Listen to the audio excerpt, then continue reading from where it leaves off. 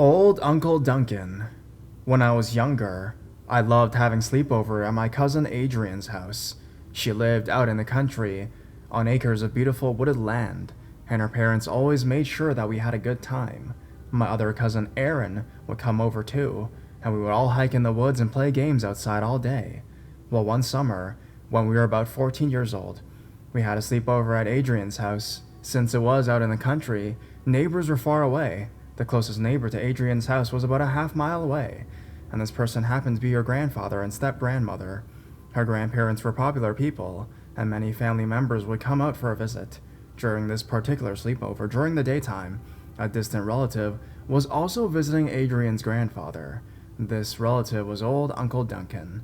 I'm not sure how distantly he was related, or who he really was. This was the first time I'd seen or heard of him. We walked down to Adrian's grandpa's house and saw Duncan there. We said hello, and that was that. He looked like any other creepy old mountain man, old, missing teeth, long straggly beard. He didn't say much to us, but he kept staring at us the entire time we were there. After a while, we got creeped out and left. When we got back to Adrian's house, her mother asked us why we were back so soon, because we had told her we were going to hang out there for a while. Her grandpa had a swimming pool, and we were planning on swimming, but decided against it since they had Duncan over. We told her mother who was visiting and how we were acting, and her mother looked at us with a very serious face. She said, "Don't ever be alone around Duncan, do you understand?" When we asked why, she refused to talk about it. She just kept saying, "Just don't." After a while, we busied ourselves with teenage girl stuff, like painting our nails and watching TV, etc. We forgot all about Duncan. We decided it would be fun to camp out in the woods that night. This was something we did all the time, so we set everything up and got a bonfire going. We had a really great time hanging out and roasting hot dogs, marshmallows, and all that good campy stuff. We even returned to her grandpa's house and went swimming since we saw that Duncan was gone, and her grandpa said it was okay. We started getting tired and got ready to sleep in the tent. The fire was down to embers, and we snuggled up into our sleeping bags and started to fall asleep. I'm halfway there when my cousin Aaron, who was laying next to me, grabs my arm. "Ow!" I said loudly. "What the hell?" "Shh," Aaron said. "I hear footsteps outside the tent." I think she's full of shit and trying to scare us, and I say as much, but she keeps insisting that she's hearing footsteps. Adrian eventually hears us whispering and wakes up, then joins in the conversation. She doesn't believe Aaron either, but sits up slowly and listens carefully. We wait about 5 minutes in silence, when we do hear heavy footsteps right outside our tent door. We all agree and we hear it with a silent nod and looks of terror on our faces. Adrian, who's a country girl, always has a pocket knife on her. She pulls it out of her boots that are inside the tent and pulls the blade out. She motions for us to come in close and whispers. On three, we run for the house. Since her house is only about a football field's length away from our campsite, we all agree. She counts, and we rip the tent door open and run for all it's worth. We don't see anything, but we think we hear someone chasing us. Eventually we get to her house, and the back door is unlocked because they live in the country and normally don't worry about it. We lock the door behind us and pant in relief. When we walk into her room, we collapse on the bed and start laughing about how we were paranoid and we're sure no one was there. It doesn't take us long to fall asleep. I wake up to my cousins freaking out the next morning, ask why they won't stop shrieking, and Adrian shows me a piece of paper. Apparently, it was slipped under her door in the middle of the night, because she found it when she got up to go to the bathroom that morning. It was on the back of an old receipt, and it was in blue pen. All it said was, "Sorry I missed you. Love, Uncle Duncan."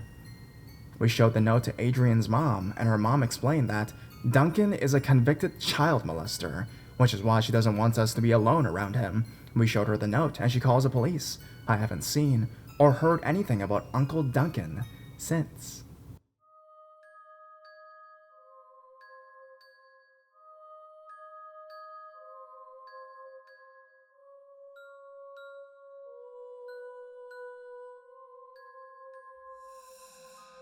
But you're my uncle. When I was 18 years old, I was propositioned for sex by my cousin's dad. It was really weird because even though him and my aunt never married and weren't together, he was still around a lot. I spent nights at his house with my cousins, so I thought nothing of going over his house the day this all happened. Me and one of my cousins went over to his dad's house in hopes of making some money, helping him with his side business, and I'd mentioned to my cousin's dad that I owed a friend $100, and he said if I did a good enough job, he'd pay me that much. Long story short, he lied, and I was pretty pissed off, so he said he had another way I could make it, and proceeded to tell me I had grown into a beautiful woman, and how he knew I was gonna be hot even when I was a child, and told me he'd give me $300 to have sex with him. Of course, me being me, I promptly told him to go fuck himself, and if he tried anything, I was gonna scream, and I went into his house to tell my cousin what happened and have him take me home. I told my aunt, and she called him right away and cussed him, and he apologized. He blamed it on being drunk. Even to this day, whenever he comes around for holidays, I completely avoid him.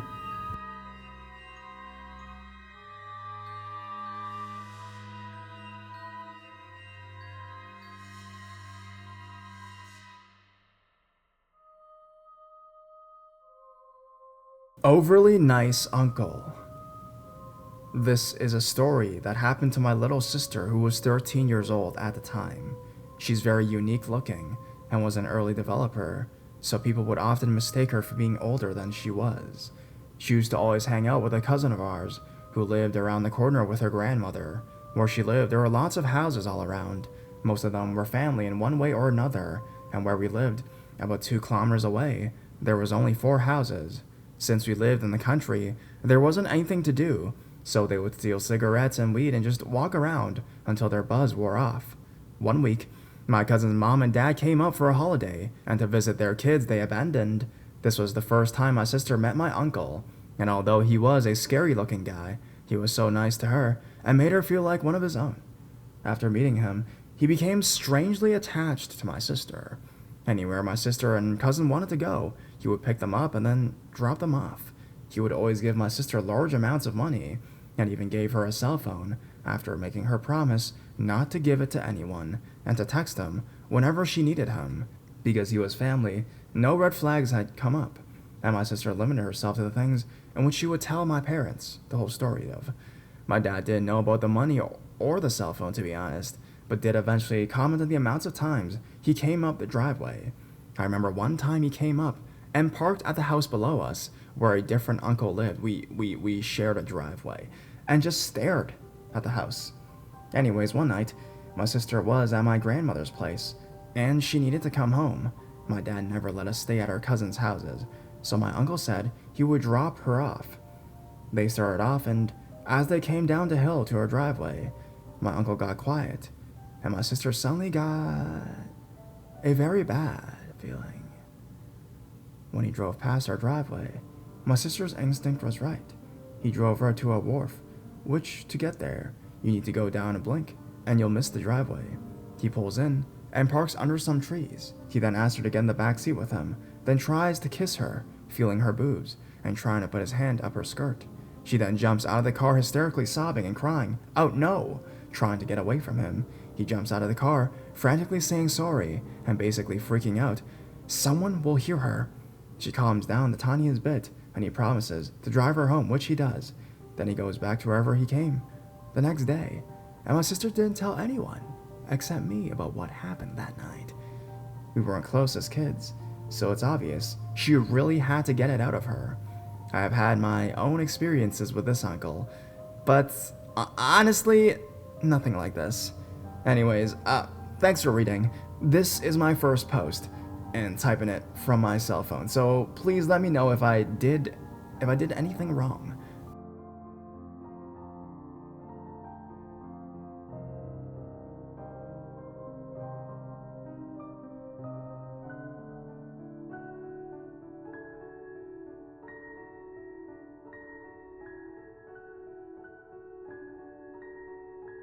My own creepy uncle story. First off, excuse me, but I believe I will be explaining a lot of this. My forgiveness. I read a story about an overly friendly uncle. Here we go.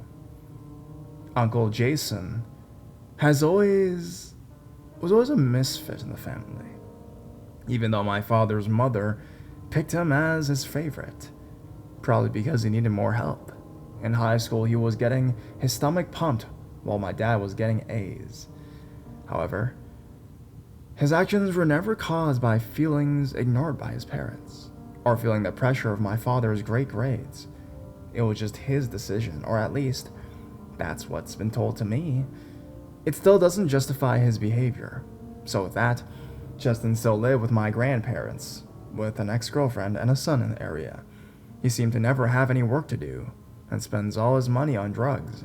I remember one time being in the basement, his room, fooling around on the TV when I was younger, and being able to clearly smell weed. I know that now that it was weed, but beforehand, I was more focused on SpongeBob. At my young age, I never really interacted with Jason. He was like 32 at the time I was 8. It was never really needed. After I turned 9, I never saw him again. My parents would come up to where we lived instead of us going down there, which resulted in him never tagging along. However, the year I was 14, we went back to their house because Grandpa had some medical issues. Now, I need to explain more of myself now. It seemed as if the day I woke up on the first day of school I had a chest, and I mean double D. It was really one of those. I woke up and they were there moments. Although it was believable because I'd never been truly skinny, more on the curvy side. So, I believe I have a nice shape, an hourglass figure. I'm skinny for my size. Does that make sense? This is important because this change is probably what got Jason so interested in me. So back to the story. We came down for the summer, and the moment I walked in with my shorts and tight tank top, a little bit of cleavage, Uncle Jason seemed eager to talk to me. "Momo!" he shouted, coming up and giving me a hug. I was completely dumbfounded, considering everyone but him called me by my nickname. However, I felt comfortable with the sudden greeting and embraced the hug. He was really skinny, so I hugged him tighter than most people, and he rubbed my back. With that, I pulled away and just gave a simple smile as a greeting. I was a bit creeped out, but maybe he was off the drugs. Different behavior, do so. He did seem different from what my 8-year-old self remembers. Weird beard was gone, his hair was neat in hell, he could even be considered attractive. After the greeting, he talked to me more than anyone else out of the whole family. My mom, which he had a crush on when my father was dating her, or so I've been told. My father, sister, just got out of college, my 13-year-old brother, and then grandma and grandpa. What am I getting at this? Everyone had something more reasonable for him to talk to than I had. Though, it was still nice having someone actually ask me what was on in my life, rather than have them talk about themselves. Jason asked about my hair, which was blonde with pink highlights, my year at high school so far, friends. He even asked if I had a boyfriend, which I shyly answered no to. It was all normal stuff like that, until I decided to go take a shower, which was downstairs. It was a long, sweaty drive, aka Jason's room. I walked down there, and straight into the bathroom, to the shower, which I gladly greeted by. I guess I didn't hear Jason follow me, because I immediately started the shower. I took off my top, bra, and pants, and was about to take off my skimpy little underwear, when I felt hands squeeze my breast from behind. I was about to yell, until Jason put his head on my shoulder and whispered in my ear, Momo, I forgot to tell you how beautiful you've grown up to be. You're one hot teenager." First off, I would have been flattered if that was mentioned before and not said with 2 hands on my chest. Also, he ended it with hot teenager, which really, guys, is a turnoff. "What the fuck, Jason?" I shouted, nudging him off of me and covering my chest. I stared at him with a pissed off look, more than a traumatized one, and he looked as if he was going to say something, and then walked out. Too frustrated to say anything, I hopped into the shower and forgot about it. I never told my parents, because I didn't really feel traumatized by it. So whatever, right? Well, Jason didn't really stop there.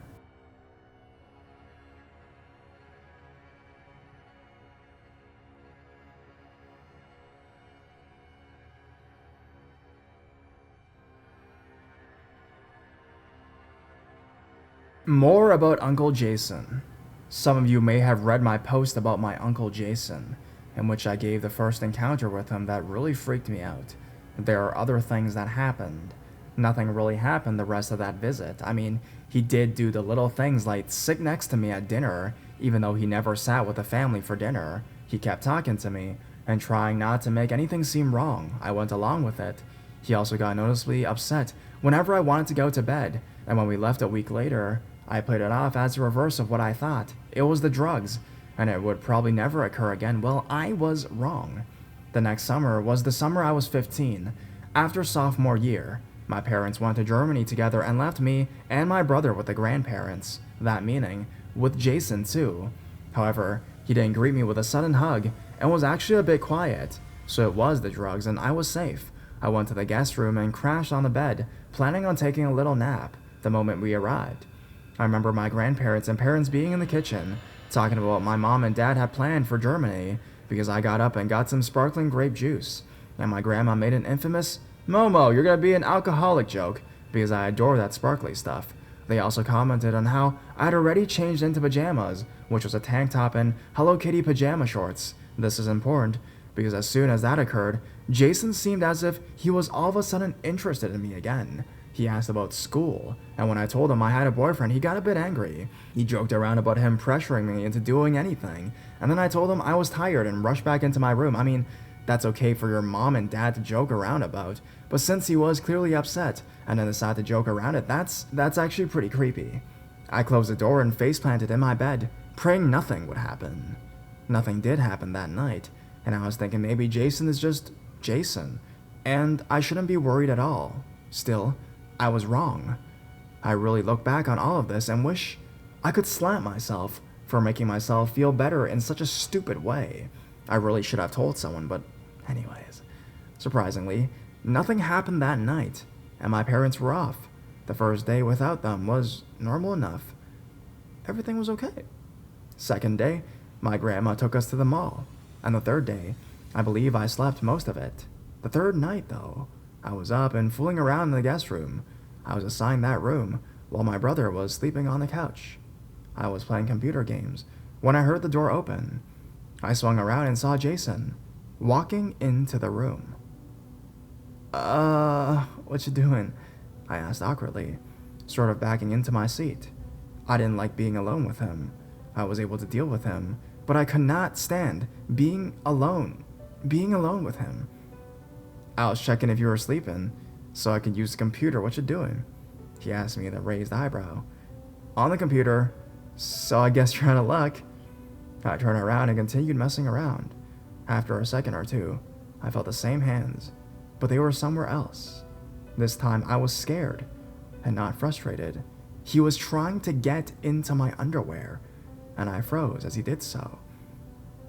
He was just about close, but I flinched out of it, and I slapped him somehow. I rolled out of the chair and pushed him out of the room, slammed the door and locked it. I went to bed and cried. I was going to tell my grandparents because I was spending a full month with them, but I ended up not doing anything. After that night, I don't really remember anything else that was creepy of him, although there was one night I woke up to see a figure standing at the door, but I was too tired to care, so as far as I know, nothing else happened.